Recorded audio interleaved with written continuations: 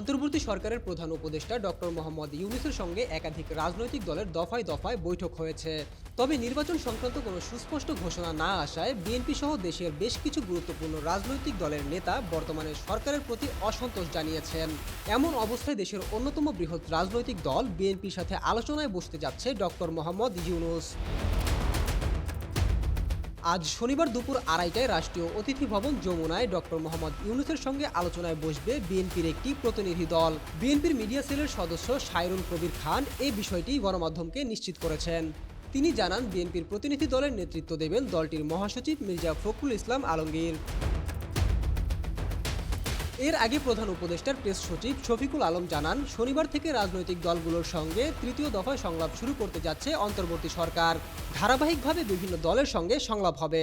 এতে দেশের প্রধান রাজনৈতিক দলগুলোকে আমন্ত্রণ জানানো হবে। সংলাপে উপদেষ্টা মণ্ডলী গঠিত 6টি কমিশনের কার্যক্রমের অগ্রগতি এবং দেশের সার্বিক আইনশৃঙ্খলা পরিস্থিতি নিয়ে কথা বলা হবে। এমনকি বৈঠকে নির্বাচন নিয়েও আলোচনা করা হবে বলে ধারণা করা হচ্ছে। গত 8 আগস্ট অন্তর্বর্তী সরকার গঠনের পর 2 দফায় উপদেষ্টা পরিষদের সঙ্গে রাজনৈতিক দলগুলোর প্রতিনিধিদের সভা হয়েছে।